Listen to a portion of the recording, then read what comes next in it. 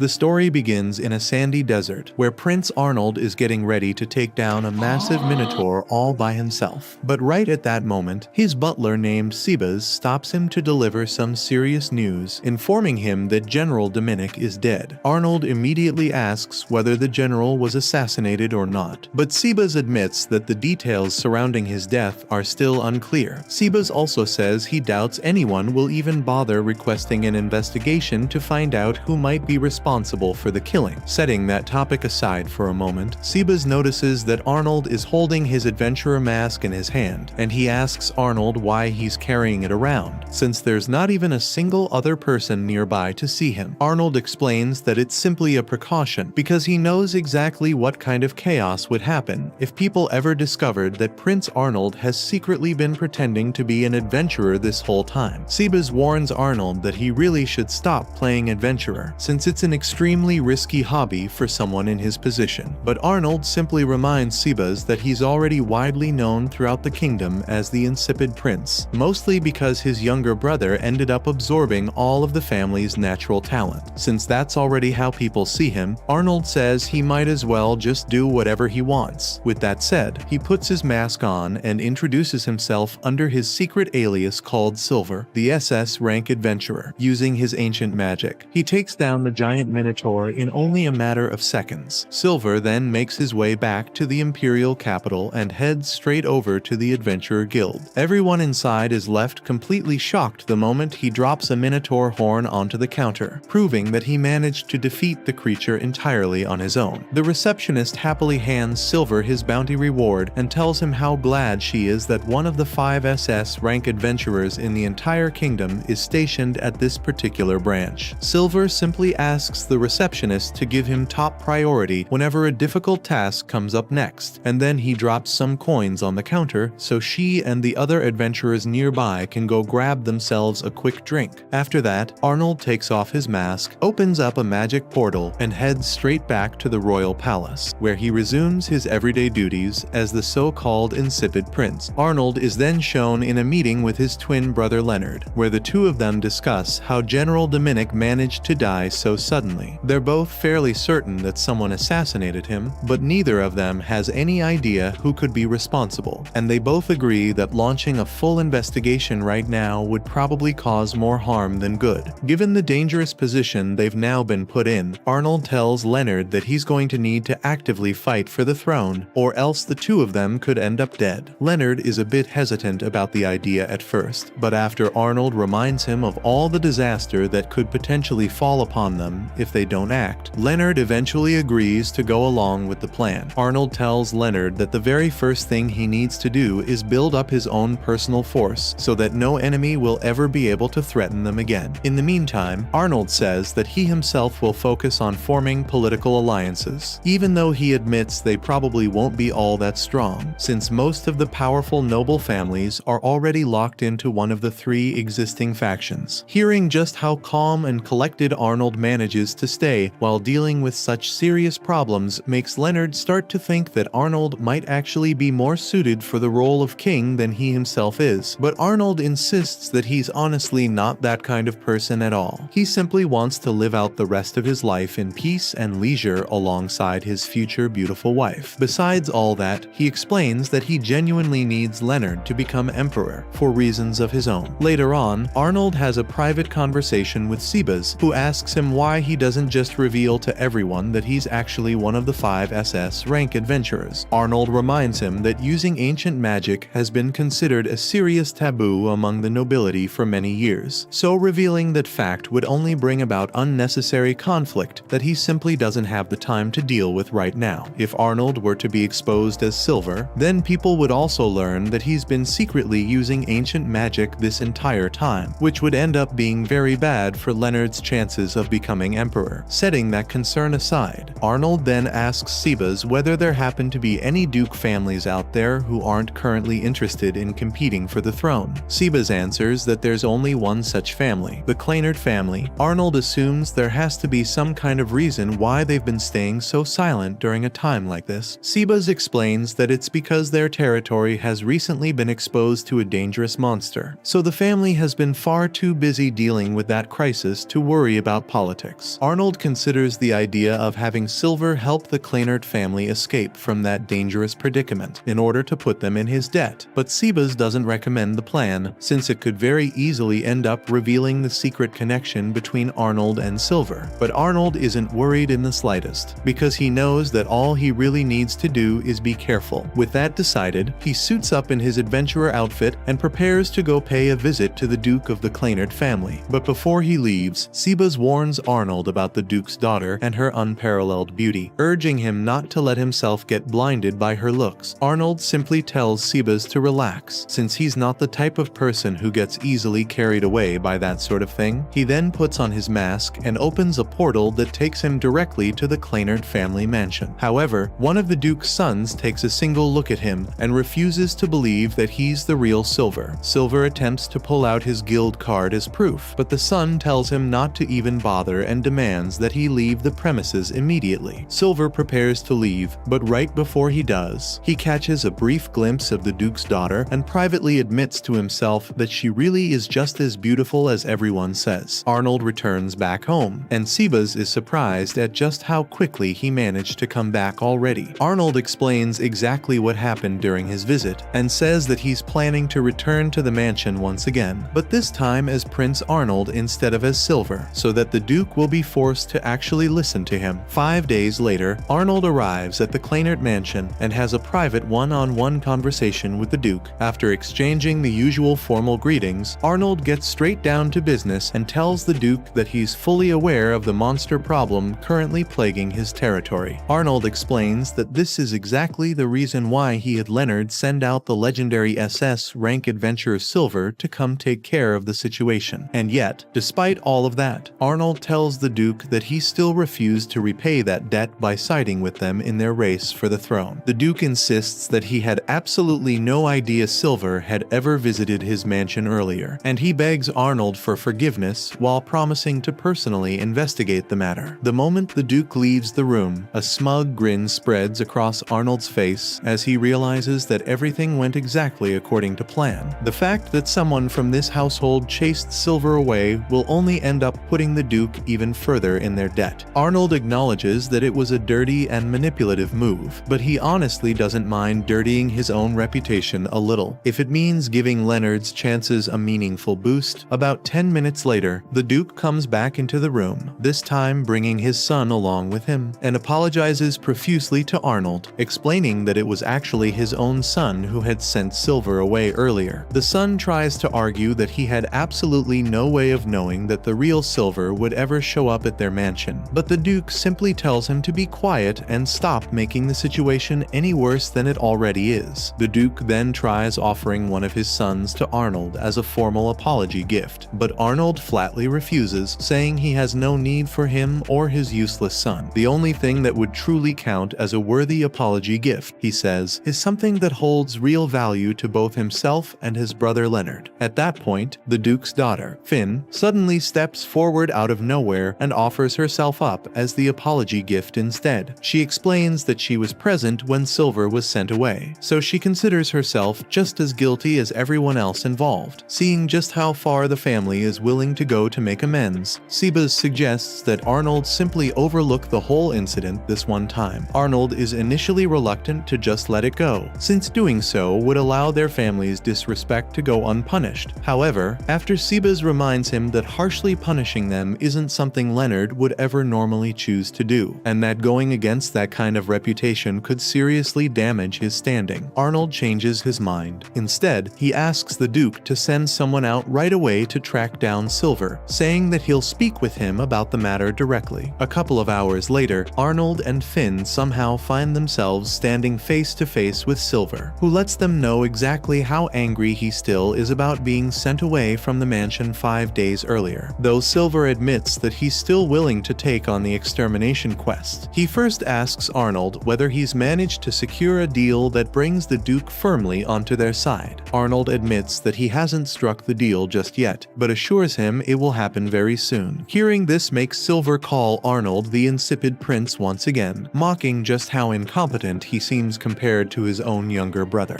Arnold proceeds to reassure Silver once more that everything will definitely get sorted out, and he even goes so far as to bow his head to Silver, which catches Finn completely off guard, since it's practically unheard of for a member of the royal family to bow to someone who isn't even a noble. Seeing how easily Arnold is willing to swallow his pride, Silver finally agrees to take on the monster extermination quest. However, he reminds Finn that they're all counting on the Duke to keep his end of the bargain, since he wouldn't be taking on the quest otherwise. After the meeting comes to an end, Sebas praises Arnold for using illusion magic to create a convincing false image of Silver, calling the whole plan absolute genius. Arnold is simply relieved that everything worked out, since Finn is now completely convinced that what she witnessed was the real thing. Later, on the ride back home, Finn thanks Arnold for bowing his head to Silver on her behalf. She admits that she originally expected him to be someone full of pride and arrogance, but it seems she was mistaken about him. Arnold tries to play the whole thing off, insisting that he only did it for his own personal benefit, but when he looks over at Finn and sees the bright and cute smile on her face, it suddenly reminds him of a distant memory from his childhood, back when he was watching a meteor shower together with his mother. Later that day, Arnold and Sebas are standing together on the mountain, and Sebas asks Arnold whether seeing Finn's smile just now managed to rekindle that same sense of joy he once felt as a child. Arnold simply tells Sebas to be quiet about it. After that exchange, Arnold suddenly starts to notice that the desert around them is absolutely littered with slimes. Sebas explains that another adventure party was recently deployed to handle this exact area, and they've clearly been quite busy dealing with the infestation. Arnold can already tell that there are this many slimes because the mother slime keeps continuously birthing more of them, meaning the swarm is never going to stop unless someone manages to take out the source itself. Arnold immediately transforms into Silver and goes to meet up with the adventurer party, where he's introduced to their leader, a man named Abel. The party members instantly recognize Silver as one of the famously rare SS rank adventurers. Silver asks them whether they've officially been assigned to handle this particular situation, and one of the party members speaks up, explaining that they simply haven't been able to land a fatal blow against the mother slime, since they clearly lack the firepower needed to finish the job, which is why they've been retreating instead. Silver offers to take on the quest himself, but he can clearly sense that Abel's party is hesitant, since they'd rather handle the situation entirely on their own. However, Silver warns them that if they insist on going down that particular road, he'll simply report the matter to the Adventurers Guild and have it listed as an emergency request, which would allow him to accept the quest anyway, meaning there's really no point in them trying to deny him access to it. Abel sees the logic in Silver's argument and agrees to let him handle the mother slime personally. Silver commends Abel for not letting greed get the better of his judgment, and then walks off to go take care of the slime infestation himself. Silver begins casting his powerful ancient magic and manages to wipe out every single slime, including the mother slime itself, in one single destructive blow. Abel and the rest of his party are absolutely stunned to witness ancient magic being used in person for the very first time, but before any of them can even think to ask him about it, Silver simply opens up a portal and leaves the area entirely. Silver eventually arrives back home and removes his mask, completely unaware that Finn has been standing there the entire time in shock, meaning that his once secret identity isn't a secret anymore. Arnold turns to Finn and asks what she is even doing here. Finn explains that she made some snacks herself and simply wanted to bring them over for him to enjoy. She also tells Arnold that he does not have to worry because she has no intention of telling anyone his secret about being Silver, the famous S-rank adventurer. Arnold points out that she actually just said the secret pretty loudly just a moment ago. However, he points out that it is not really a problem because he has already placed a soundproof barrier around the room. Thanks to that barrier, nobody outside the room can hear anything they are saying, so his secret is still perfectly safe. Arnold is surprised by how casually Finn is treating the entire situation. He asks her why she is not even a little worried that he might decide to silence her by force now that she knows his biggest secret. Finn simply smiles and says she is not worried at all. She explains that she knows Arnold is not the kind of person who would ever do something like that. The thought never even crossed her mind because she completely trusts him. As she thinks about it some more, Finn realizes why Arnold has gone through so much trouble all this time. He went as far as setting up a meeting with the false image of Silver, and even referred to himself as the Insipid Prince, all for the sake of helping helping Prince Leonard. Realizing that only strengthens her opinion of him, it convinces her even more that Arnold is a genuinely kind and honorable person who always puts others before himself. Arnold tells Finn that this has never been an issue before, because until now, Sebas was the only person who knew that he was actually Silver. Sebas has always been extremely trustworthy and never lets secrets slip, so Arnold has never had to worry about his identity being exposed. Now that Finn knows the truth as well, Arnold seriously tells her not to tell another living soul about it. Finn agrees without any hesitation and sincerely promises that she will keep his secret no matter what happens. Later that same night, Abel and the rest of his party meet with the Duke to give a full report on the mission they recently completed. After listening carefully, the Duke praises them for the progress they have made and thanks them for all the hard work they have put into the mission. He also apologizes because he knows the task has become much more difficult and troublesome than anyone originally expected. Once he finishes speaking, the Duke orders one of his servants to bring over a small pouch filled with money. He explains that the money is not part of the bounty they were promised. Instead, it is simply an extra reward to show how grateful he is for everything they have done. Abel politely refuses to accept the pouch of money. He tells the Duke that the reward they were originally promised is already generous enough, so he cannot accept anything more than that. He also honestly admits that his party was not the one that solved the real problem in the end, so he does not believe they deserve any additional reward. Hearing Abel speak so honestly and humbly makes Arnold quietly smile to himself, as he cannot help but admire how sincere and straightforward Abel and his companions truly are. After Abel and his party leave, the Duke turns to Arnold and sincerely thanks him for everything he has done. However, Arnold immediately tells the Duke that he should be thanking Prince Leonard instead of him. He explains that Leonard was the one who wanted the Duke to meet both him and Silver in the first place, so the credit should go to Leonard, not him. Hearing that, the Duke formally declares that his household will now support Prince Leonard in his bid for the throne. Arnold accepts the Duke's decision, and the two of them seal the agreement with a firm handshake. As Arnold thinks about it, he realizes that this means Leonard has finally established himself as the fourth major force in the battle for the throne, standing alongside his two brothers and two sisters. The Duke then points out that, despite this progress, Leonard's faction still seems to be lacking manpower. Arnold agrees and explains that most of the nobles are still choosing to remain neutral while they wait to see how the succession battle develops. At the moment, what Leonard needs more than anything is a group of trustworthy nobles who can support him without betraying him later. The Duke asks Arnold if he has any ideas, but before Arnold can answer, the Duke offers a suggestion of his own. He says Arnold should just take Finn with him. Arnold is completely caught off guard by the proposal and asks why he would suggest something like that. The Duke explains that Finn has been insisting that she wants to repay the debt they owe Arnold. Arnold can tell that Finn genuinely wants to help, and since the Duke fully supports her decision as well, he eventually agrees to let her come along. Not long afterward, Arnold and Finn climb into a carriage and begin their journey back to the royal capital, while the Duke and Finn's older brother stand outside and say their goodbyes. During the trip back, Finn notices that Arnold has been unusually quiet. She asks if something is bothering him because he seems a little upset. Arnold admits that he is feeling frustrated. He explains that the struggle for the throne has caused countless deaths throughout history, and because of that, he does not want Finn to get dragged into such a dangerous conflict. Finn understands exactly what he means, but she tells him that she still chose to come because she truly wants to help him. Even knowing the risks, she has no intention of changing her mind. After returning to the royal capital, Arnold heads straight to Leonard's office to report everything that happened during his visit to the Duke's territory. He explains how the meeting went and tells Leonard that the Duke has officially decided to support their faction, mainly because of Silver's involvement. Even so, Arnold advises Leonard not to place complete trust in the Duke just yet. While the Duke has joined their side, it is still too early to know whether that loyalty will remain unshaken. Once he finishes his report, Arnold tells Leonard that one of the Duke's children has come with him. Right on cue, Finn walks into the room and politely introduces herself. Leonard introduces himself in return, and after hearing him speak, Finn smiles warmly. She tells Leonard that she is happy to finally meet him in person because he really is the kind and gentle person Arnold always described him as. Leonard becomes curious after hearing Finn mention that Arnold often talks about him, wanting to know exactly what was said. Leonard eagerly asks her to tell him everything. Finn happily agrees, and the two of them spend some time chatting while she shares the things Arnold has said about him. After listening for a while, Leonard turns to Arnold and asks what he plans to do with Finn now that she has come to the royal capital. Arnold says he intends to have Finn help them as a negotiator whenever they need to deal with other nobles. He also plans to have her stay at the royal mansion for the time being. Simply having a member of the Kleinart family living there should be enough to show everyone that Leonard now has the full support of the Kleinart household. Once that topic is settled, Arnold asks Leonard whether there are any other nobles who might be willing to become their allies. Leonard says it is difficult to say because nearly all the influential families have already joined one of the three strongest factions. Finn looks confused because she has no idea who these three rival factions are. Seeing that, Arnold and Leonard take the time to explain the current political situation to her. They go over the members of the three most powerful noble families in the kingdom and explain how each one is competing for the throne. Arnold explains that those three great families have been steadily expanding their influence in order to strengthen their claims. Each faction has built its support around a different pillar of the kingdom. One is backed mainly by powerful civil officials, another has the support of the military, while the third has gathered the kingdom's strongest magicians under its banner. Leonard adds that many nobles are now trying to win favor with one of those three factions because they believe that is the safest path to securing their own future. Leonard goes on to explain that all of this started about 3 years ago after their older brother, Wilhelm, was killed in battle. If Wilhelm had survived, there never would have been a struggle over who would inherit the throne. After hearing that, Arnold calmly looks at Leonard and confidently tells him that he will personally make sure Leonard becomes the next king. Just then, Marie knocks on the door before entering the room with an urgent letter for Leonard. After reading it, Leonard learns that Duke Zyfrit has officially joined Princess Xandra's faction, while Duke Paulman has pledged his support to Prince Gordon. Hearing that news, Arnold and Leonard immediately realize just how far behind they are. Those two dukes control enormous merchant organizations and possess tremendous financial influence. Competing against that level of wealth will not be easy, and they know they cannot match those resources with money alone. After thinking about it for a moment, Arnold stands up and says he is going to take a short break. He explains that his back is still aching from the long carriage ride back to the royal capital, and he wants to rest for a while before worrying about anything else. 2 days later, Finn asks Arnold if he would show her around the royal capital. Arnold immediately refuses because he knows that walking around together would attract far too much attention. Finn quickly assures him that nobody will recognize her because she plans to wear a pair of glasses as a disguise. Arnold is not convinced at all and tells her that wearing glasses alone is nowhere near enough to hide her identity. He says she will need to put much more effort into disguising herself if she wants to avoid being recognized. In response, Finn pulls out a blue hooded jacket and puts it on. Seeing the hood cover most of her appearance, Arnold admits that it is actually a much better disguise than he expected, realizing it should be enough to keep her from drawing attention. He finally gives in and agrees to take her on a tour of the royal capital. The two head into town soon afterward, and Arnold begins showing Finn around the royal capital. As they walk through the busy streets, Finn is surprised by how much Arnold knows about the city. When she calls him by name, Arnold quickly tells her to call him Arn instead, since using his real name could attract attention. Finn happily agrees because she likes the nickname. After walking around for a while, they stop for lunch. Finn takes a bite of her cheese sandwich and says it is one of the most delicious things she has ever eaten. Arnold explains that it is made with goat cheese, which gives it its rich flavor. Afterward, they notice a group of children playing nearby. Watching them reminds Arnold of his childhood. He tells Finn he used to sneak out of the palace just to play with other children and enjoy a normal life. Finn admits she envies him because she had very few friends growing up. Arnold tells her making friends should be easier from now on, but she should only trust people who have earned it. Their peaceful moment is interrupted when a child accidentally throws a water balloon that soaks Finn's top. Arnold immediately takes her to a nearby clothing shop so she can change. Since she cannot decide what to wear, Arnold picks out a dress for her. When she comes out wearing it, Arnold blushes a little, and even the shop owner says it suits her perfectly. When it is time to pay, Arnold says Sebas will come by later to settle the bill. The shop owner laughs and tells them to enjoy the rest of their day gate. Both Arnold and Finn quickly deny it, but the shop owner simply smiles. The two continue exploring the city until sunset. As they prepare to leave, one last street stall catches Finn's attention. While she is distracted, Duke Holsworth's eldest son, Guido, approaches Arnold and mocks him by calling him the Insipid Prince. He even strikes Arnold's injured leg with his cane to humiliate him. Finn immediately rushes over and demands to know why Guido is treating Arnold that way. When she lowers her hood, Guido instantly realizes who she is. Finn quickly lies, claiming Arnold is actually Prince Leonard disguised as his brother to see how people treat him. Arnold immediately plays along by fixing his hairstyle and perfectly acting like Leonard. Believing he has offended Prince Leonard, Guido quickly leaves with his group. Once they are alone again, Arnold explains that while Finn was trying to help, Guido will likely hold a grudge against her, and now believes Leonard sometimes disguises himself as Arnold, which could make his secret activities more difficult. Even so, Arnold thanks Finn because he knows she acted for his sake. A few days later, Arnold and Leonard receive unexpected summons to attend a formal meeting with their father, the king. Since this has never happened before, Arnold is certain the king's announcement will be anything but good news. The meeting begins with every imperial prince and princess gathered inside the palace, including Arnold and Leonard. Since everyone was called on such short notice, the atmosphere is tense as they wait for the emperor to explain why they have been summoned. After thanking everyone for coming so quickly, the emperor is about to begin when Gordon impatiently speaks up. He asks why they were called and openly says that if this meeting is about going to war, then he would gladly accept the opportunity. Gordon clearly looks excited at the thought of fighting on the battlefield. Hearing that, Xandra immediately calls Gordon a meathead. She points out that he always seems to think about war before anything else. Gordon doesn't deny it at all. Instead, he proudly says there is great honor in fighting for the Empire and even dying on the battlefield if that's what it takes. To him, there is no greater way to prove his loyalty. Before the argument can continue any further, the Emperor finally speaks. He announces that he has decided to bring back an old imperial tradition known as the Knights' Festival of the Hunt. Not only is the festival returning, but all of the imperial princes and princesses will compete against one another during the event. The announcement immediately surprises everyone in the room. Gordon and Xandra exchange confused looks because neither of them fully understands what the Emperor is talking about. However, Eric recognizes the name right away. He remembers reading about the festival and realizes the Emperor is referring to the ancient competition where the Imperial Guards hunt powerful monsters. The winner is determined by who captures or defeats the largest and rarest monster during the event. The Imperial Chancellor, Franz, confirms Eric's explanation. He tells everyone that the Knights' Festival of the Hunt was once one of the Empire's greatest traditions. However, for various reasons, it slowly faded away over the years and eventually stopped being held altogether. Now, the Emperor has decided that the time has come to revive the festival and make it an official event once again. Franz also reassures everyone that there won't be any problems with the Adventurers Guild. Since many of the strongest monsters normally fall under the guild's authority, some of the princes were likely wondering whether there would be any conflict. Franz explains that those concerns have already been handled because the Adventurers Guild has officially agreed to support the event, allowing the competition to proceed without any issues. After hearing all of that, Gordon immediately becomes interested. A competition involving hunting powerful monsters sounds perfect to him. Without wasting any time, he asks the Emperor what the winner of the festival will receive. Gordon immediately suggests that the winner should receive the title of Crown Prince. However, the Emperor says that reward is far too valuable. Instead, he announces that the winner will be given the title of Ambassador Extraordinary. Everyone is shocked by the announcement because they all know just how valuable and respected that title is. After the meeting, Leonard tells Arnold that he would be the perfect person for the Ambassador Extraordinary position. However, Arnold doesn't think he's capable of building and maintaining good relationships with other nations, so he says Leonard would actually be the better choice. Leonard knows Arnold is right, but the thought of having to compete against his own family still doesn't feel right to him. Even so, Leonard understands that winning this competition is extremely important for his future plans, so he decides to take part. However, he also says he'll need Arnold and Finn's help if he wants to have a chance at winning. After returning home, Arnold explains the whole situation to Sebas and Finn. Finn says this is a great opportunity for Leonard, and Arnold agrees. abilities. However, he also points out that it could become a huge problem for them. If someone like Xandra or Eric wins the title, they'll gain a massive advantage and could easily push Leonard out of the race for the throne. Arnold and Sebas spend some time trying to think of a solution. While they're discussing different ideas, Finn suddenly says she has one of her own. She tells Arnold that all he has to do is win first place in the competition himself. However, Arnold and Sebas immediately tell her that's a terrible idea. Arnold still has to keep pretending that he's weak and incapable. If he suddenly starts showing his real abilities, everyone will become suspicious because it would seem completely out of character. Arnold admits that her idea has the highest chance of success, but he reminds her that it would also reveal their biggest trump card. Once that secret is exposed, Leonard would lose the advantage they've been protecting, making it much harder for him to inherit the throne. Sebas then starts thinking about what the other princes and princesses might do before the competition begins. He says they could lure rare monsters into the hunting area ahead of time to increase their chances of winning. Hearing that, Arnold realizes they could do something similar by driving monsters toward the eastern region while disguised as silver. However, Finn immediately tells him that's a terrible idea. Arnold quickly agrees because he knows it would only bring disaster to the innocent people living in the eastern region. Arnold then says he admires the fact that Finn always chooses to do the right thing, even when doing the wrong thing would benefit her. However, Finn completely misunderstands what he means and thinks Arnold is confessing his love for her. Overjoyed by what she believes she heard, she happily rushes off to bring him another cup of tea. After Finn leaves the room, Sebas tells Arnold that the Adventurers Guild has been trying to contact Silver for quite some time. The next day, Arnold changes into his silver disguise and heads to the guild. As soon as he arrives, the receptionist tells him about an A-rank bounty that has been placed on a mutant Cerberus. Several other A-rank adventurer parties have already been defeated, so the guild is counting on Silver because he's the only S-rank adventurer available. Silver immediately heads out to face the mutant Cerberus. Wanting to end the fight quickly, he fires a powerful energy blast at the monster. However, the Cerberus is much tougher than he expected and survives the attack. Realizing he can't hold back, Silver jumps high into the air and activates his energy ascension skill, defeating the monster in a single strike. After the battle, Silver walks over to collect the monster's core. Just then, Elna, the commanding officer of the 3rd Regiment, arrives on horseback and asks if he was the one who defeated the mutant Cerberus. Silver confirms that he was, then sarcastically asks if she's too blind to tell. That comment clearly offends Elna. Trying to get back at him, Elna starts looking for any excuse to accuse Silver of disrespecting her noble family. However, Silver turns the situation around and reminds her that she's actually the one disrespecting the Adventurers Guild. He points out that the only reason she came all the way there was because she planned to defeat the Cerberus herself if the guild hadn't already taken care of it. Realizing Silver has a point, Elna's vice commander quickly advises her to back down. He explains that if the guild officially accepted the request first, then they would be the ones in the wrong for interfering. He also reminds Elna that they need to return to the capital as soon as possible. Before leaving, it's obvious that Elna has developed a personal grudge against Silver. After she rides away, Silver admits that insulting her actually felt pretty satisfying. Even so, he realizes it probably wasn't the smartest decision to make an enemy out of someone like her. A few days later, Arnold and Sebas wait for the new person the king is sending to strengthen their forces. Arnold quietly hopes it isn't Elna. However, Sebas reminds him that Elna is one of the kingdom's most talented and promising knights, so they really couldn't ask for anyone more capable. Arnold agrees that she's highly skilled, but he admits he simply can't stand her. The biggest reason is that she used to bully him when they were children, and he still hasn't forgotten about it. Arnold is completely shocked when Elna suddenly arrives at his office. She informs him that the regiment assigned to support him in the upcoming competition is none other than her own. The moment he hears that, Arnold immediately refuses. The last person he wants by his side is Elna. However, Elna has no intention of leaving. She boldly tells him that she's going to make sure he wins the competition and prove everyone wrong for calling him the Insipid Prince. Unfortunately for her, that's the exact opposite of what Arnold wants. His entire plan depends on staying unnoticed and continuing to act like a weak and useless prince. If he suddenly starts getting praised, all the attention will be focused on him, which is exactly what he's been trying to avoid from the very very beginning. Ignoring all of Arnold's complaints, Elna wastes no time getting started. She drags him outside and immediately puts him through a series of brutal training exercises and refuses to let him rest no matter how tired he is. The next morning, his back is covered with sore muscles and every part of his body aches. As Finn gently massages his back, Arnold winces in pain and asks her to be a little more careful because everything hurts. Finn can't help but feel confused, since Arnold is secretly the legendary S-rank adventurer known as Silver. She expected him to breeze through Elna's training without any trouble. However, Sebas explains that Arnold's strength doesn't come from his body. In fact, he's actually weaker than the average person when it comes to physical ability. Almost all of his power comes from his mastery of ancient magic. Without that magic, Arnold would be nothing more than an ordinary weak man in a fight. Hearing that makes Arnold realize there may actually be an advantage to having Elna train him, since she's already known as the strongest knight in the kingdom. If he then wins the competition, everyone will simply assume it happened because of Elna's training rather than his own abilities. Finn quickly understands what Arnold is thinking. If everyone gives Elna the credit, Arnold can fight with his full strength during the competition without exposing his secret identity. Realizing this, Arnold finally becomes confident that they have a real chance of winning. Even so, Arnold still believes Leonard would make a far better ambassador extraordinary than he ever could. Sebas, however, can easily see through Arnold's excuse. He points out that Arnold isn't just thinking about Leonard's future. He's also trying to avoid taking on all the responsibilities that come with such an important position. Not long afterward, Elna returns carrying some medicine for Arnold's injuries. However, Arnold tells her that he doesn't need it because Finn has already finished treating him. Since it's the first time the two women have met, Elna and Finn politely introduce themselves and exchange greetings politely. Though the introductions don't last very long because Elna immediately grabs Arnold again and drags him back outside for another round of training. This session is even tougher than the previous one, and Arnold struggles far more than before. After finally making it back inside, Arnold slowly walks through the mansion, looking like he's ready to collapse. However, instead of going straight to bed, he quietly activates his ancient magic. A hidden passage suddenly opens, revealing a secret path that leads deep beneath the estate to an underground library. Inside is his grandfather, who is still busy studying ancient magic. The old man's research into ancient magic eventually led to a terrible fate. During his studies, he ended up being taken over by a powerful demon, and as a result, his soul was trapped inside a book. Despite everything that happened to him, however, he never stopped studying magic. Even though his soul was imprisoned, he continued researching and learning everything he could about ancient magic. The demon that took over the old man's body was able to use ancient magic. Because of this, the modern royal family eventually decided that ancient magic was far too dangerous to be allowed. They completely banned its use, which is the main reason Arnold now has to keep his own knowledge of ancient magic a secret. However, Arnold's grandfather tells him not to look at his situation in such a negative way. He explains that if he hadn't been trapped inside the book, he would probably never have had the chance to study ancient magic as deeply as he did. In a strange way, being imprisoned allowed him to discover knowledge that he might never have been able to obtain otherwise. After talking about ancient magic, Arnold changes the subject and brings up Leonard's chances of becoming the next person to inherit the throne. Arnold wants to know what his grandfather thinks about Leonard's current situation and whether he has any advice that could help him during the competition. However, his grandfather doesn't seem too worried about it. He simply tells Arnold not to overthink things because the throne will naturally be drawn toward the person who is truly capable of ruling the kingdom. In his opinion, whoever has the greatest ability will eventually rise to the top.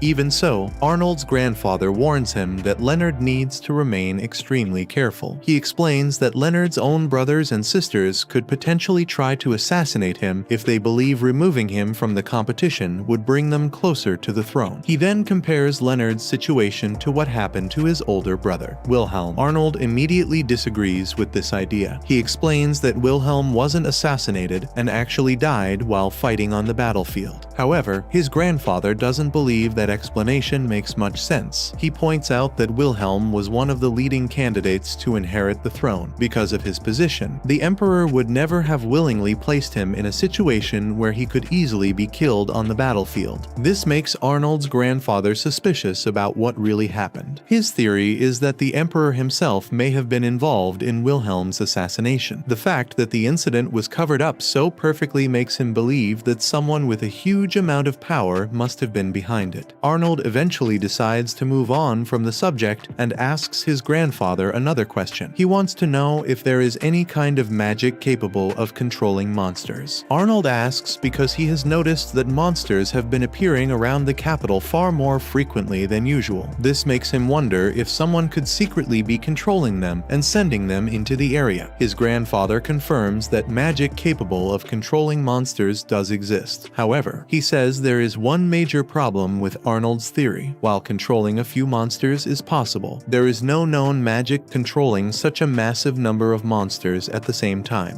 However, Arnold's grandfather suddenly reveals that there is actually a magical device capable of controlling monsters. He shows Arnold a strange device known as a Hamelin. The device looks harmless at first, but it has a very powerful ability. Once someone blows into it, the Hamelin releases special sound waves that can influence nearby monsters and bring them under the user's control. After seeing the device, Arnold immediately realizes what might be happening around the capital. He believes someone could be using a Hamelin to attract monsters to the area. This makes Arnold think about the upcoming Night Festival and its famous hunting competition. The Night Festival of the Hunt is about to begin, and this year's reward is incredibly important. The winner will receive the prestigious title of Ambassador Extraordinary. Because of how valuable this position is, Arnold knows that he and Leonard can't afford to lose this competition. If they want Leonard to have a real chance at inheriting the throne, they have no choice but to win. However, Arnold now has a much bigger problem to deal with. If someone is using a Hamelin to control and attract monsters, then Arnold needs to figure out how to stop it before the festival begins. He asks his grandfather what would be required to stop the Hamelin from affecting the monsters. His grandfather explains that the only way to stop it is to destroy the device itself. As long as the Hamelin remains intact, it will continue releasing sound waves that can influence the monsters and draw them toward the area. This makes Arnold think about something strange. He and his grandfather remember that monsters had already started appearing around the capital long before the Night Festival was even announced. This means the sudden appearance of monsters couldn't have been caused by the festival alone. Arnold realizes that someone must have been planning something with these monsters long before anyone knew about the competition. The Emperor, in particular, may have had another reason for attracting so many monsters to the capital. The festival might simply be a convenient excuse for whatever plan he has in mind. With all these thoughts running through his head, Arnold eventually leaves his grandfather and starts making his way back through the halls. However, as he's walking, Arnold suddenly senses something unusual. He realizes that someone has been secretly following him. Instead of continuing to walk, Arnold stops in the middle of the hallway. He turns around and calmly tells the person hiding behind him to come out and reveal himself. A mercenary eventually steps out from the shadows. He immediately pulls out a knife, making his intentions clear. However, the man quickly explains that he has no intention of killing Arnold. His goal is much simpler. He has been hired to make sure Arnold doesn't participate in the upcoming Night Festival. The man seems confident that stopping a supposedly weak prince like Arnold shouldn't be difficult. After all, everyone knows Arnold as the Insipid Prince, someone who is believed to have almost no talent or ability. But the moment the mercenary tries to make his move, Arnold completely catches him off guard. Without even breaking a sweat, Arnold activates his magic and creates a powerful barrier around the mercenary. The barrier instantly traps him in place, preventing him from moving or escaping. The man is completely stunned. He never expected Arnold to possess this kind of power. This moment makes the bandit realize that the man everyone calls the Insipid Prince might not be as insipid as they think. The bandit, realizing that Arnold has caught him, suddenly calls out to the rest of his companions and orders them to attack. However, before they can do anything, Sebas suddenly walks into the room. He calmly informs Arnold that there's no need to worry because he has already taken care of the other bandits. With the rest of the group defeated, Arnold turns his attention back to the mercenary in front of him. He decides to use a mind torture spell on him, forcing the man to reveal the truth about who sent him. Under the effects of the spell, the mercenary finally confesses that Xandra was the one who hired him to stop Arnold from participating in the Night Festival. Arnold isn't happy to hear that Xandra was behind the attack. The fact that she was willing to have him assassinated makes him realize that she's clearly a dangerous enemy. However, the timing of the attack also makes Arnold question whether Xandra is really responsible for the mysterious monster attacks happening around the capital. After all, if Xandra had just tried to have Arnold killed, then it seems unlikely that she would also be secretly controlling the monsters. Arnold begins to think that someone else must be behind the strange events. Based on everything he's learned so far, he believes the real culprit could either be Gordon or Eric. With that thought in mind, Arnold walks away and tells Sebas to take the captured assassin and lock him up somewhere secure. However, just as Arnold is about to leave, Sebas tells him that the location for the upcoming night festival has finally been announced. This year's event will be held in Kiel, a region located in the eastern part of the empire. The news means that Arnold and the others now know exactly where they'll need to go for the competition. With the festival only one day away, the citizens of Kiel are already extremely excited. The entire city is filled with people looking forward to the event, and everyone is eagerly waiting for the next day to arrive. Meanwhile, Arnold decides to give Finn a special gift before the festival begins. He gives her a pair of magical glasses that will help hide her true identity. With the glasses on, other people won't be able to easily recognize who she really is, allowing her to move around without attracting unwanted attention. Later on, Arnold and Finn spend some time exploring the city together. However, they end up visiting almost every cake shop they can find and trying all kinds of different cakes. Eventually, the two of them are sitting around with completely stuffed stomachs. Finn, however, isn't exactly happy about this. Even though she's already full, she still wants to visit more cake shops and try even more desserts. Arnold points out that there's no way she can keep eating when she's already this full. Instead, he suggests that they go for a walk around the city so she can move around and hopefully work up an appetite again. But while they're walking, Arnold and Finn suddenly spot someone familiar. It's Leonard. Arnold remembers that Leonard is currently in Kiel on official business with the knights. As Leonard approaches them, the citizens nearby immediately begin comparing the two brothers. Unfortunately for Arnold, the comparisons aren't exactly flattering. The citizens start talking about how Leonard is much more handsome and looks much stronger than Arnold. He doesn't pay much attention to their comments and simply asks Leonard why he's doing in town. Leonard explains that there have been several thefts happening throughout the city recently. Because of this, he's been sent there to investigate the situation and find out who's responsible. With the night festival only one day away, Arnold realizes that there may be more going on in Kiel than just the upcoming competition. While Arnold and Leonard continue their conversation, a group of white rodents suddenly scurry up into the girls' dresses, causing them to get a little excited. Once the commotion dies down, Leonard identifies them as Blets, so Arnold explains that those were no ordinary rats and that whoever is behind the thefts has been using them as tools to steal. Finn realizes immediately that he's right when she reaches up and notices the expensive hair tie the Emperor gave her is gone. Leonard heads off with Marie, vowing to help track down the missing piece, and Finn apologizes to Arnold for dragging him into the mess. Arnold tells her not to worry about it, admitting that he actually feels less on edge around her than he usually does around most people. The two of them slip into an alley to start searching, though Arnold is less interested in finding the rats themselves and more focused on whoever is giving them their orders. What he can't figure out is how the Blets are being directed to bring stolen goods back to a specific location. He pokes around until he finds a fauna stone, a magic stone capable of storing and replaying sounds at set intervals, and the pieces fall into place. The masterminds have been using the stones as signals to guide the Blets home. With that figured out, Arnold and Finn start tracking down each stone one by one, and the trail leads them steadily westward until one of the Blets appears right in front of them. They follow it quietly until it scales a fence and disappears over the other side. That's the hideout. Arnold disguises himself as Leonard and tips off a group of knights nearby, which conveniently gives Leonard another opportunity to look good in front of people. The thieves are rounded up shortly after, and Arnold slips into the cabin in his Leonard disguise to retrieve Finn's hairpiece. The knights on the inside immediately block him, explaining that nothing from the stolen goods can be touched until the investigators arrive. But the moment Finn removes her glasses, they recognize her on the spot and stand aside without another word, letting Arnold place the hairpiece back where it belongs. On his way out, Arnold walks over to the knights and suggests, in the most reasonable tone he can manage, that it would be in everyone's best interest to keep this particular visit quiet. If word got out that something had gone missing in the first place, the consequences would fall squarely on them. The knights agree without much resistance, and Arnold seals the arrangement with a pouch of money for drinks. The two of them walk back toward home, and after a while Finn stops and tells Arnold how genuinely proud she is of everything he's accomplishing. Despite everyone writing him off as the insipid prince, she says she knows exactly how capable he really is. That catches Arnold slightly off guard, and before either of them can say much more, they both notice Elna across the way enthusiastically beating up some citizens who had apparently been fighting in the town square. Arnold takes one look at the situation, decides he wants absolutely no part of it, and quietly steers Finn in the opposite direction, suggesting they go check out the shops they didn't have time to visit earlier. By the time night falls, Finn is well and truly full. The scene then cuts to two hooded figures meeting with one of Arnold's siblings in secret, handing over the Hamelin and explaining that it's a device capable of controlling monsters. They remind him of the arrangement. He's to protect the Emperor from harm, win the Knights' Festival hunt, and position himself as the hero of the event, while they receive the reward that was agreed upon in return. When the day of the hunt arrives, all participants are gathered and Franz announces that everyone will be fitted with a magical bracelet, serving two purposes: tracking their location and preventing any fraud. Elna asks what he means by fraud, and Franz clarifies that participants are not permitted to go out of their way to seek out monsters on their own. If anyone strays beyond a 1-kilometer radius from the regiment leader, they're immediately disqualified. Arnold is quietly annoyed when he hears this, since it means slipping away from Elna to find somewhere peaceful to nap is no longer an option. Krista and Rupert won't be participating in the hunt itself, and therefore won't be bound by the distance restriction, running their operations remotely from the lodging instead. Franz tells everyone to go and get ready. On his way out, Krista walks up to Arnold and tells him the people around her have been making her uncomfortable. Arnold asks if she's had another vision of the future, and she confirms it, telling him a large number of monsters are heading toward the town. He gives her a reassuring pat on the head and thanks her for the warning. A short while later, Krista is introduced to Finn, and she already knows exactly who she is since Finn is widely considered the most beautiful girl in the entire nation. Arnold asks Finn to keep Krista company while he's away, but Krista isn't comfortable being left with someone she's only just met. That reservation evaporates the moment Finn offers her a taste of the snacks she's carrying, and within moments Krista has decided they're going to be friends. Later that day, the Emperor addresses the gathered citizens, acknowledging that the recent surge in monster activity is something he takes personal responsibility for, and explaining that the Knights' Festival is his way of making amends. The primary objective is to suppress the heaviest monster concentrations in the eastern regions. With that said, he officially declares the festival open, and the princes and princesses move out. A few hours into the competition, Franz runs a quick assessment of how each unit is performing and updates the Emperor. Most are making modest progress, but one unit has pulled so far ahead of the rest that the Emperor does a double take when he sees whose name is attached to it. It's Arnold's. The scene shifts to Arnold watching with quiet amazement as Elna single-handedly dismantles over 30 rank bloodhounds without breaking much of a sweat. He finds the whole thing genuinely entertaining, mostly because at this pace he might actually get his nap after all. Once the last one goes down, Elna suggests they push on to the next group immediately, but Arnold shuts that down and tells her they should wrap it up for the day. It's only the first day of the festival, and burning themselves out early by going too hard too soon would be a mistake they'd regret by day 3. They spend the night in a nearby town. While Arnold is enjoying a drink, Elna suddenly walks in and suggests they do some training after dinner. The moment Arnold hears the word training, he shrinks back in fear. Elna sits down and says she thought he would finally start taking life more seriously instead of letting everyone make fun of him. But Arnold says he's perfectly happy being known as the Insipid Prince. Hearing people call Arnold the Insipid Prince hurts Elna more than she lets on. She tells him to take the festival seriously seriously because doing well would earn him more respect. She believes Arnold refuses to try because the worse his reputation becomes, the better Leonard's looks. But Arnold insists he's fine the way he is and tells Elna to stay away from him once the festival is over. Arnold explains that someone recently tried to assassinate him. Just having Elna by his side makes him look like a serious candidate for the position of ambassador extraordinary. That also makes him a threat to his brothers and sisters who want the same title. Arnold worries that Elna could also become a target, so he tells her to be careful. Feeling guilty, Elna apologizes because she had no idea she was putting him in danger. Arnold accepts her apology and says he'll actually put some effort into the festival. Hearing that makes Elna smile. On the third day of the festival hunt, Elna is shocked to learn that Prince Carlos is in first place. One of the knights guesses Carlos must have defeated several triple a rank monsters to earn that many points. Elna immediately doubts that. She knows Carlos was with the 7th Regiment, and they are nowhere near strong enough to pull off something like that. Arnold quietly listens to the conversation and realizes Carlos is the one using the Hamelin. Remembering Krista's warning, he concludes that something terrible is about to happen. A moment later, Elna places her ear against the ground and hears a huge stampede. The monsters in the east are all running away because someone has been hunting them down. Everyone wonders where the monsters are heading, but Arnold answers without hesitation. They're heading straight for Kiel. He asks if the soldiers stationed at Kiel can stop the monsters, but Elna says they probably can't. Arnold then asks Elna if she would still go protect Kiel even if it meant giving her life. Elna answers without hesitation. Protecting the Emperor and the people is her duty, and she isn't afraid of dying. The other knights also declare they are ready to risk their lives. Before anyone leaves, Arnold stops them. He says he refuses to send anyone who can't promise they will survive. The knights immediately kneel and swear they will come back alive. Elna says they should leave at once, but Arnold says he would only slow them down. He then strikes his magical tracking bracelet with his sword and breaks it. Pretending it was an accident, he says he'll just head to a bar and relax instead. Elna asks why he destroyed the bracelet when they still had a chance to win the festival. Arnold simply tells her to report to the Emperor that he broke it by accident. He then calls out to every knight and asks them to save the people of Kiel and protect the Emperor. His words fire everyone up, and Elna and the knights swear they will defend Kiel and the Emperor no matter what. The moment the knights leave, Arnold immediately transforms into silver and teleports away to another location. Meanwhile, the Emperor himself is standing at the gates of Kiel, personally leading the defense as he fights to stop the monsters from breaking through. Before long, the situation gets even worse when one of the knights beside him reports that a second wave of monsters is approaching. Not only are more monsters coming, but the report says there are nearly 3,000 of them heading straight for the city. Hearing that number makes the knights tremble with fear. They know just how dangerous another wave like that will be. However, the Emperor refuses to let their spirits fall. He tells every soldier not to lose heart because with the number of troops they currently have, it simply means each soldier only has to deal with one monster. Just then, the Emperor looks up into the sky and notices two young men floating high above the battlefield. Wondering who they are, he asks them to identify themselves. The pair introduce themselves as Sam and Dean. The Emperor immediately recognizes those names because he has heard of them before. They were both banished by their fellow vampires, and the Adventurers Guild even placed an S-rank bounty on their heads. Sam and Dean don't deny any of it. Instead, they admit that everything the Emperor heard is true. Even though all of that happened a very long time ago, they still haven't forgotten the humiliation they suffered back then. The Emperor finds that grudge surprisingly persistent, especially since the Emperor responsible for those events has already been dead for many years. But Sam and Dean couldn't care less. To them, human lives are far too short compared to the lives of vampires. Since they couldn't get revenge on the Emperor who wronged them, they decided to take revenge on his descendants and destroy everything that belongs to his bloodline instead. Without wasting another second, Dean begins gathering a massive ball of energy in his hand. The attack continues growing stronger as he prepares to erase everyone below in a single blast. The Emperor watches the attack coming straight toward him and quietly accepts that this may be the end, but at the very last second, Elna suddenly appears in front of him and blocks the attack with her sword. The Emperor is shocked to see Elna standing there because she was supposed to be looking after Arnold during the festival. He quickly learns that Arnold was the one who ordered ordered her to come and protect Kiel. Hearing that honestly makes the Emperor happy because for the first time, he feels like Arnold is finally beginning to grow into a responsible person. The Emperor also says he's looking forward to seeing how much Elna has improved over the years. Elna confidently replies that he won't be disappointed as she draws the legendary sword of Amsberg. The moment Sam sees the sword, he immediately laughs and mocks both the weapon and its owner, Dean. However, quickly warns Sam not to get careless. The Amsberg family are famous heroes, and none of them should ever be treated like ordinary humans. Sam takes a closer look at Elna and suddenly recognizes her as the knight assigned to protect Arnold, the prince everyone calls the Insipid Prince. The moment Sam insults Arnold, Elna completely loses her patience. She immediately rushes forward, closes the distance in an instant, and delivers a powerful slash that sends Sam flying backward. Dean isn't surprised by what he just witnessed. As the greatest prodigy of the Amsberg family, Elna's strength is exactly what he expected. Without giving her any time to rest, Dean joins the fight, and the two vampires begin attacking her together from different directions. Even while fighting both of them at the same time, Elna manages to hold her ground and refuses to give either of them an opening. Just then, Carlos arrives on horseback with the knights under his command. Determined to protect his father, Carlos charges straight into the battlefield, hoping this battle will finally prove that he deserves to become the next ambassador extraordinary. However, before he can even make a real move, one powerful shadow attack suddenly strikes him and knocks him clean off his horse. Carlos asks Sam what's going on because this wasn't part of the plan they agreed on. But Sam simply laughs and tells him there was never any plan to begin with. The whole time, Carlos was nothing more than a pawn being used for their own goals. Realizing he had been tricked from the very beginning, Carlos is left completely stunned. Before Sam can say anything else, Dean calls out to him and tells him to stay focused because Elna is already charging toward them again. Sam quickly turns his attention back to the battle as Elna closes the distance with another powerful attack. Meanwhile, Silver arrives to meet Prince Leonard and tells him he's there to offer his support. However, he advises Leonard not to head straight to Kiel. Leonard immediately refuses because there are countless people waiting for help there, and he can't just stand by while they're in danger. As far as he's concerned, protecting the people is more important than anything else. Silver says he understands exactly how Leonard feels, but then he suggests another option instead. Rather than rushing to Kiel himself, he hints that Leonard should make use of the knights from the neighboring domains. One of the knights immediately objects, pointing out that even if Leonard is a prince, ordering another lord's knights would be overstepping his authority. Silver admits that the idea probably sounds impossible at first. Still, he says his specialty has always been turning impossible things into reality. In the end, the only thing that matters is whether Leonard has the courage to make that decision. After hearing those words, Leonard doesn't hesitate for even a second. He says he's willing to accept every bit of responsibility if it means he can save the people under his protection. He asks Silver how they're actually going to make something like that happen. Silver smiles and says the plan is actually very simple. He'll create a transportation portal, and Leonard will stand in front of it to give a speech. Every knight who comes through will hear his orders, allowing him to guide the confused soldiers and tell them exactly where they need to go. Silver notices the look on Leonard's face and asks if he isn't confident that he can pull this off. Leonard honestly admits that he isn't confident at all. Even so, he's still willing to do everything he can if it means saving more lives. With that settled, Silver opens the transportation portal and tells Leonard and the others to follow him. Leonard steps through the portal and is shocked when he arrives at Kiel in an instant. Before anyone can say another word, Silver casts alertness magic on Leonard, allowing his voice to carry across the entire area so everyone nearby can hear him clearly. With everything ready, Leonard begins his speech. He calls upon the knights from every neighboring domain and asks for their help in defending Kiel. He tells them they don't need permission from their lords because he is willing to accept all of the responsibility himself if anyone questions their actions later. A soldier named Hans is the first to step through the portal. He immediately kneels before Leonard and says it is an honor to fight under his command. When Leonard looks behind Hans, he's left speechless. An entire army of soldiers is pouring through the portal one after another. After taking a quick look, he estimates that nearly 3,000 soldiers have answered his call. Leonard sincerely thanks Silver for making all of this possible. However, Silver tells him it's still too early to celebrate. They can save their thanks until after Keel has been protected. With those final words, Silver falls back through the transportation portal, while Leonard turns to his own knights and orders everyone to prepare for battle. At the same time, Elna is still fighting against Sam and Dean, going back and forth with the vampire brothers. Inside the mansion, Krista becomes worried that even more monsters are going to swarm them. She knows they need to get the Hamelin away from the enemy, but Finn just hugs her and promises that she will be the one to get it. Krista worries about how dangerous that could be, but Finn tells her not to worry because she has always been blessed with incredible luck. Krista is relieved to hear that, and then tells Elna that the Hamelin is going to fall somewhere in the middle of the battlefield. Back on the battlefield, Dean gets ready to blow the Hamelin, but Elna reacts quickly and knocks it out of his hands before he can do anything. At that exact moment, just as Krista predicted, the Hamelin suddenly falls from the sky toward the middle of town. Finn manages to catch it before it hits the ground. She quickly throws it toward Elna, who easily catches it. However, Dean is furious that Finn has interfered with their plans. He immediately fires an energy attack at her. The attack destroys the area around Finn and sends her falling toward the ground. While she is still falling, Dean fires another energy blast directly at her. Finn realizes that she has no way to escape and accepts that she is about to die. But just before the attack can hit her, Silver suddenly appears and saves her. He catches Finn and gently lowers her back to the ground. He then tells her that what she just did was incredibly reckless. Finn apologizes, but Silver also admits that she did a good job getting the Hamelin. After saving her, Silver takes off into the air and introduces himself to Sam and Dean. The vampire brothers are immediately annoyed that Silver has gotten in their way. However, they quickly realize that if they can defeat both Silver and Elna, then they will have a clear path to victory. Elna is not convinced. She points out that Sam and Dean were barely able to handle her on their own, so she doubts the two of them can actually win. Silver then tells Elna to stay out of the fight because he intends to take down both Sam and Dean by himself. However, Elna refuses because she is enjoying the battle and wants to join in on the fun. Dean then reminds Silver that the Emperor is about to fight a very dangerous battle and suggests that Silver should be protecting him instead. Silver calmly responds that his duty is to protect the people, not the nation itself. He explains that protecting the Empire is the responsibility of the knights and nobles. He does not want to interfere with their duties or steal their jobs. Just then, Leonard arrives with an entire army of knights. They have come to intercept the second wave of monsters before they can reach the town. The Emperor and his men are surprised by their arrival, but they quickly prepare to join the fight and support them. Seeing the situation on the battlefield being handled, Silver tells Sam and Dean that they no longer need to worry about the incoming monsters because the knights have taken care of them. Elna then suggests that she take Sam while Silver deals with Dean. Silver agrees to the plan, and the two immediately split up. Elna begins fighting Sam and manages to hold her own against him. However, Silver seems to be having a much harder time against Dean. Dean lands a powerful attack that sends Silver crashing into the ground. Seeing this, Dean becomes more confident. He had expected Silver to be extremely powerful, but now he starts thinking that Silver is not nearly as strong as he originally believed. Meanwhile, Elna starts mocking Silver from the middle of her fight with Sam. She reminds him that Sam and Dean are not actually that strong, and even gets the feeling he might be fighting badly on purpose just so he can look impressive later. It turns out Elna was right about Silver holding back. Silver suddenly activates a powerful cleric field that heals every human within a 100-mile radius. Across the battlefield, the soldiers and wounded are shocked when they suddenly notice their injuries closing and their wounds healing. Dean is stunned that Silver was able to maintain such a powerful healing field while fighting them at the same time. Silver admits that this is not the only trick he has left. He then activates his ancient curse barrier technique, which creates powerful curse chains that immediately wrap around both Sam and Dean. The chains completely bind the vampire twins, leaving them unable to move. Back on the battlefield, the soldiers are shocked to see that the curse chains have spread across the area and are also binding the monsters. Thousands of monsters are suddenly trapped by the same chains, completely stopping their advance. Silver then floats towards Sam and Dean and tells them that it is now time for their punishment. The vampire twins can both tell from his expression that the battle is already over for them. However, the curse chains suddenly begin moving toward Elna as well. Silver quickly notices this and dismantles the chain chains before they can touch her. Elna immediately scolds him and asks why his technique was trying to chain up an ally. Silver calmly explains that he simply dislikes her so much that the chains apparently mistook her for an enemy. After dealing with that problem, Silver turns his attention back to the vampire twins. He reminds them that as vampires, they are not much of a threat without their magical abilities. Since the curse chains are constantly draining their magic, they have effectively become powerless. Silver then asks them if they have any final words. Dean takes the opportunity to ask Silver why he is so determined to kill them. He argues that Silver would be better off treating this like a guild request and simply hunting them as part of an official job. Silver rejects that idea. He explains that as an adventurer, his duty does not depend on whether he is working for the guild or not. He believes he has a responsibility to protect the entire continent from dangerous monsters. Elna then joins the conversation and suggests that they stop wasting time and finish the battle. However, Silver immediately realizes that she is preparing to summon her holy sword. He warns her not to use it because its power could destroy the entire town. Elna assures him that she can control the sword's power and will make sure the damage is limited. She also reminds Silver that as a noble, it is her responsibility to eliminate anything that threatens the Empire. Just then, the third wave of monsters begins approaching the battlefield. Elna summons her holy sword, and Silver tells her that she can have Sam. Silver then prepares to fight Dean and activates his ultimate technique, Infinity Darkness. The Emperor and his troops watch in shock as both Silver and Elna prepare their devastating attacks. The sheer amount of power they are releasing is enough to make the Emperor realize that the battlefield is no longer safe. He immediately orders everyone to retreat. Silver and Elna unleash their attacks at the same time. Their combined power completely wipes out the remaining enemies in a single devastating blast. After everything is over, the Emperor approaches Silver and thanks him for his help. He praises Silver for everything he did to protect the Empire and its people. Silver is preparing to leave when Elna suddenly calls him back. She sincerely thanks him for everything he has done, especially for saving Finn when she was falling to her death. Elna explains that Finn is very important to Arnold, making Silver understand why her rescue mattered so much. Silver refers to Arnold as the Insipid Prince. Elna immediately becomes angry and places her holy sword against Silver's throat. She warns him never to speak about Arnold that way again. Silver quickly apologizes, and Elna lowers her sword. Silver then leaves by stepping through his transit portal. 3 days later, the Emperor sits in front of all his children with Franz standing beside him. Franz explains that Prince Carlos woke up that morning and confessed his connection to Sam and Dean. He reveals that Carlos had been using the Hamelin to control monsters because he wanted to gain an advantage during the festival hunt and come out on top. The other royals call Carlos an idiot for ever thinking that plan was a good idea. However, they begin wondering whether the entire incident was really Carlos's plan from the beginning. The Emperor explains that Carlos was manipulated by the vampires, but that does not completely excuse him. Even if he was being controlled, he still put the entire empire in danger simply because he wanted to profit from the festival hunt. The Emperor makes it clear that this is something that cannot simply be ignored. However, Eric suddenly kneels before the Emperor and asks him to forgive Carlos. Gordon and Xandra also agree with him. They admit that what Carlos did was incredibly foolish, but he is still their brother, and they do not want to see him completely destroyed because of his mistake. The Emperor asks Leonard what he thinks about the situation, and Leonard steps forward and says that Carlos cannot simply go unpunished for an act like that, leaving everyone shocked. Leonard then tells the Emperor not to be biased just because Carlos is his son. He explains that punishing his own son would also show the people that the Emperor is truly fair and willing to enforce the rules, even against his own family. The Emperor starts to suspect that this idea came from Arnold, but Arnold quickly denies having anything to do with it. The Emperor then makes his judgment. He decides to spare Carlos, but makes it clear that he is not going to ignore Leonard's actions. He asks Leonard to step forward, and after Leonard gets down on one knee, the Emperor presents him with a massive sword and officially announces him as the winner of the Night Hunt Festival. Leonard accepts the sword with honor, but then asks the Emperor if he can make one request. He asks the Emperor to generously reward the knights who gathered together and fought against the monsters. Before the Emperor can respond, Franz steps in and tells Leonard that he is already working on rewarding the knights for their efforts. The Emperor then points out out that since both Carlos and Arnold have been disqualified, the runners-up are now Leonard and Gordon. However, Leonard has accomplished far more by successfully leading the Knights, and he is also extremely popular in the Eastern region. Because of this, the Emperor decides that declaring Leonard an ambassador extraordinary would help prevent any possible discontent among the people. Gordon reluctantly agrees with the Emperor's decision. Elna then steps forward and asks the Emperor to reconsider Arnold's disqualification, which immediately catches Arnold off guard. She explains that Arnold deliberately deployed his knights to assist Kiel, knowing full well that doing so would cause him to be disqualified. Because of that, she believes Arnold deserves at least some form of recognition for his actions. The Emperor hears her explanation and remembers that Arnold had claimed he broke his bracelet by mistake. He points out that if Arnold had deliberately broken the bracelet so he could deploy his knights, then there would have been a reason to consider his actions differently. But for now, the official winner remains Leonard. Arnold hears this and lets out a sigh of relief, realizing that he has escaped a harsher punishment. However, the Emperor then admits that without Arnold's mistake and his decision to send the knights to help Kiel, they might not all be standing there today. So, instead of simply ignoring Arnold's actions, the Emperor decides to reward him as well. He officially appoints Arnold as the Lieutenant Ambassador Extraordinary, making him Leonard's assistant. Arnold clearly does not want the position and reminds the Emperor of how incompetent he is, but the Emperor tells him that it is finally time for him to prove what he is capable of, and that his decision is final. Elna is happy for Arnold, but Arnold can only sigh in defeat, knowing there is nothing he can do about it. Later, Arnold sits alone in his room and realizes that all his plans to stay low-key and avoid attention have now been completely ruined. Just then, Finn comes in and brings him some tea. Arnold takes a sip, but immediately notices that it tastes different from his usual tea. Finn explains that she figured he must be exhausted, so she used ingredients that have revitalizing properties to help him recover. Arnold takes another sip and thanks Finn for everything she has done, but Finn insists that she should be the one thanking him because he was the one who saved her life. After that, Finn pours him another cup of tea and asks what happened to the Hamelin. Arnold explains that it has now been tightly sealed away inside the Adventurers Guild. However, Arnold still cannot stop wondering about the vampires. He begins thinking about whether those vampires were actually working for someone else, and if there was a bigger reason behind their actions. Before he can think about it any further, Arnold suddenly falls asleep. Finn notices this and gently covers him with a blanket. Even though Arnold is already asleep, she starts remembering the first day she gave him the ornament. It was also the day of their first date. She remembers how simply talking to Arnold had been enough to make her feel calm and comfortable, and ever since that day, she has continued to look up to him. As Finn watches Arnold peacefully sleeping, she slowly becomes emotional. She reaches out and gently touches his hand before leaning closer, intending to give him a kiss. However, she suddenly panics at the last moment and stops herself. Instead, she simply picks up Arnold's tea and takes a sip from it. She immediately realizes that this technically counts as an indirect kiss, but later calms down and realizes that an indirect kiss is not that bad after all. A while later, Arnold and Leo pay a visit to Mitsuba, the Emperor's sixth wife, and their mother. They spend some time talking, and Mitsuba brings up how Arnold was considered a hero back in Kiel. However, Arnold quickly denies this and says that Elna was the one who did most of the work. Leo then gets straight to the point and tells Mitsuba that they will soon be leaving the country because of their duties as ambassador extraordinary. Mitsuba simply asks them to bring back some presents when they return. Leo is surprised because he expected her to be more worried about them leaving, but their mother explains that she trusts their abilities, especially since the Emperor personally chose them for the job. She then suddenly asks which one of them is planning to marry Finn. Both Arnold and Leo immediately spit out their tea in shock. Leonard quickly explains that his relationship with Finn is not like that, but Krista then points out that Arnold is friends with Finn, so she thinks he would actually make a good match for her. Arnold denies that as well. He explains that he only spends time with Finn because of his relationship with Duke Kleinard and that there is nothing romantic between them. After that, Leo gets up and says that he is going for a walk. He asks Leonard if he wants to come along, but Leonard decides to stay behind for the time being. After Mitsuba says goodbye to him, Arnold heads outside. While standing alone, Arnold begins thinking about the future of the Empire. If Eric, Gordon, Gordon, or Xandra ends up taking the throne, he believes both Krista and their mother could be in serious danger. Arnold then turns around and calls for Sebas. He tells him to look for anything they can use as blackmail against the neutral nobles. Arnold wants to find a way to influence them before he leaves the country. Sebas understands what Arnold is planning, and Arnold decides that it is time to take some action behind the scenes. He then visits Count Bales. He tells the Count that he has heard rumors about his wife being heavily in debt to several nobles and merchants. Arnold points out that if those rumors spread, they could seriously damage her reputation. Count Bales admits that he has already considered divorcing his wife. However, he says he cannot simply go through with it because when he originally spoke to the Emperor about their marriage, the Emperor was extremely happy about the arrangement. Arnold realizes that this would make getting a divorce much more difficult for Bales. He then offers to speak with Leonard and convince the Emperor to approve the divorce. Count Bales immediately agrees to the plan. Just then, the Countess suddenly walks into the room and demands more money from Bales. Bales simply tells her to leave because he is currently having an important meeting with Arnold. The moment the Countess notices Arnold, she immediately recognizes him as the Insipid Prince. Hearing her say that finally pushes Bales over the edge. He stands up and firmly orders his wife to leave. After she walks out, Bales apologizes to Arnold for what just happened, but Arnold tells him not to worry about it because he is already used to people treating him that way. After seeing how badly his wife treated Arnold, Bales says that he cannot wait for the divorce to finally go through. Arnold eventually returns home, where Finn asks him whether he really thinks making Count Bales an ally is actually a good idea.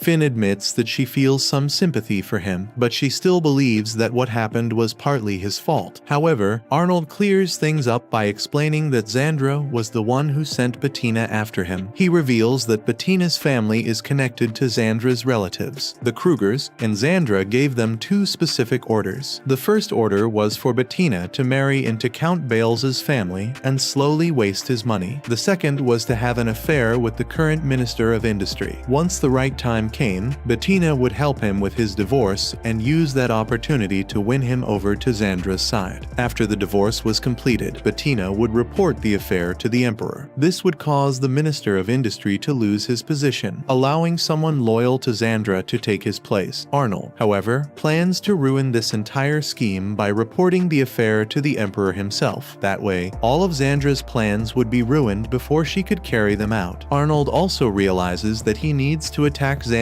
now, even though he and Leo are already finished with their current problems. Arnold knows that if any member of the three factions decides to attack him, he could be finished. That is why he chose to strike at Xandra first. If Arnold can weaken Xandra enough, Gordon and Eric will likely stop focusing on him and turn their attention toward her instead. After hearing the entire plan, Finn supports Arnold's decision to side with Bales. In fact, she even starts to feel a little sorry for him after realizing how much trouble he has been dragged into. It does not take long before the Emperor hears about the affair. He immediately decides to impeach the Minister of Industry and replace him with Bales. However, Franz can already tell that something bigger is going on. He suspects that this entire situation is part of a plot connected to the race for the throne. The Emperor, however, does not seem bothered by this. He simply says that anyone who hopes to become Emperor in the future needs to be capable of making plans and using schemes when necessary. Their conversation about this causes the Emperor and France to remember their younger days, especially the time when the Emperor himself pretended to be an insipid and incompetent prince. Now that he thinks about it, the Emperor starts to realize that Arnold may actually be more like him than he first thought. He also begins to suspect that Arnold may be far more competent than he has been given credit for. France then comes up with another possibility. He wonders if the sudden increase in Leonard's supporters could actually be because Arnold has been secretly supporting him from the shadows. With that in mind, the Emperor believes that either Arnold or Leonard could eventually end up taking the throne. However, France strongly doubts that either of them will actually win, especially since the Emperor's other children are just as talented and capable. Hearing this, the Emperor is pleased to know that the future of the throne appears to be secure. However, there is one thing he does not like. He knows that the race for the throne will eventually turn into a bloody struggle between his children. Meanwhile, Leonard has successfully completed Count Bales's divorce. He even tells Arnold that it was obvious how much Bales hated his wife, judging by the letter he had written. Hearing this makes Arnold wonder why Bales even married her in the first place. Leonard then tells Arnold to be careful when choosing his own future wife. Just hearing the word marriage makes Arnold imagine a situation where he has to choose between Elna and Finn. The thought immediately makes him blush, and he quickly shuts the idea down by saying that he would rather stay single and enjoy his freedom. Putting that aside, Arnold tells Leonard that he is certain Xandra will seek revenge after what they have done to her plans. Arnold even suspects that she may try to kidnap Finn. However, he is not too worried because he already has Elna stationed by Finn's side to protect her. Afterward, Arnold arrives at the Ansberg mansion, where he meets the Supreme Archduchess, Anna. They talk for a while, and Arnold apologizes for bringing Finn to live with them so suddenly. However, Anna tells him not to worry about it. She then asks Sebas to help her prepare some tea and tells Arnold to wait in the next room. Unfortunately, Arnold ends up walking in on Finn and Elna while they are getting dressed. Elna immediately reacts by launching a force-powered pillow attack at him, knocking him out completely. Once everything settles down, they all sit together and have some tea. Elna is still upset about Arnold walking in on her while she was naked, especially since she is still unmarried. Anna then casually suggests that she and Finn should simply marry Arnold since he has already seen both of them naked. The suggestion causes Finn to blush, but Arnold immediately shuts the idea down by saying that he is not ready to marry anyone yet. With that out of the way, Anna asks Arnold to explain the real reason he came to the mansion. Arnold explains that he wants Finn to stay there for much longer than just today. He also wants her to remain as close to Elna as possible so she can be properly protected. Anna quickly realizes that this probably has something to do with the struggle for the throne. Because of that, she refuses to help. Finn does not understand why Anna would refuse so quickly, so Elna explains that Anna has an unwritten rule against allowing their household to get involved in politics. Arnold already knows about this rule, but he reminds Anna that Finn is highly treasured by the Emperor. If anything were to happen to her, the Emperor would be extremely upset. Because of that, Arnold argues that protecting Finn would not necessarily mean getting involved in politics. It would simply be protecting someone the Emperor deeply cares about. Once Arnold puts it that way, Anna immediately agrees to help. Arnold thanks her and promises that he will repay this debt someday. However, Anna points out that it may be difficult for Elna to remain by Finn's side permanently because she has a mission of her own. She is supposed to serve as an escort for the Ambassador Extraordinary, meaning Elna will have to leave the capital at times. Because of this, Elna explains that she will only be able to protect Finn while they are in the capital. Arnold still considers that a huge help. Elna then promises him that as long as Finn is under her protection, she will make sure nothing happens to her. Just as Arnold is getting ready to leave, Finn calls him back and asks if he thinks Xandra is going to try something against him. Arnold figures that Xandra will probably hire 1 or 2 assassins to take him out, but he is already prepared for whatever she has planned. Hearing this reassures Finn, knowing that Arnold is not caught off guard. On the way back, Sebas asks Arnold what he plans to do since Elna will not be able to protect Finn all the time. Arnold simply explains that because of that, he will have to make Sebas and Mary do some background work to keep an eye on the situation. However, before they can get much further, Arnold suddenly senses the assassin Xandra has sent after him. He is not surprised at all and simply tells Sebas to deal with him. A few seconds later, a fireball suddenly lands directly in front of the carriage, forcing it to come to a stop. Arnold steps out of the carriage and sees the assassin waiting for him. He calmly tells the assassin that Sebas will be there to take him down in just a moment. The assassin does not waste any time waiting. He immediately launches a flaming kunai straight at Arnold, but just before the attack can hit him, it is suddenly blocked by the Saint, a rank adventurer girl Arnold met back in the desert. The assassin warns the girl to stay out of it, telling her that interfering will make him a very dangerous enemy. However, the girl simply says that she is willing to take that risk. The assassin then launches several fire and ice attacks at her, but she easily summons her shield and blocks every attack. This catches the assassin completely off guard. Her shield then transforms into a spear. After spinning it through the air, she releases several powerful sound waves that interfere with the assassin's senses and mess with his ability to think clearly. On Unable to continue fighting properly, the assassin is forced to retreat. Once he is gone, Arnold thanks the girl for saving his life. She then looks at his carriage and quickly realizes that Arnold must be some kind of noble. Arnold confirms her guess and introduces himself. The girl is surprised when she learns who he is. She immediately kneels before him and introduces herself as Lynfia. She then asks Arnold if he would be willing to hear what she has to say. Arnold brings her inside the mansion, where Lynfia explains that the women and children in her village have been getting kidnapped. She asks Arnold to help save her village. She has already tried getting the local lord involved, but nothing has come from it. She also explains that she came into contact with Silver and traveled here, hoping that he could connect her with someone powerful enough to help her. However, after meeting Arnold, he realizes that she no longer needs Silver. Lynfia explains that they have already hired adventurers to protect the village, but they do not have enough money to keep paying them forever. That is why she is asking Arnold for financial support. Arnold then asks her what she plans to do if he refuses to help. Lynfia calmly says that she will simply find something that can be used against him and give whatever she finds to one of his enemies in exchange for getting help for her village. Hearing that answer gives Arnold exactly the confirmation he needs. He realizes that Lynfia would be perfect for another job. Since Elna will not always be around to protect Finn, Arnold offers Lynfia a position as Finn's personal protector while he is away from the capital. In exchange, Arnold promises to provide the money needed to continue funding the adventurers protecting her village. Lynfia is surprised that Arnold agrees so easily. She remembers how people constantly call him the Insipid Prince, but after speaking with him herself, she gets the complete opposite impression. With that said, Lynfia places her dagger on the table and promises to protect Finn with her life as long as Arnold keeps his side of the agreement. Arnold stands up and extends his hand to her. The two shake hands, officially sealing the deal. That was episode 7. Subscribe to not miss the next part and watch the next video on screen.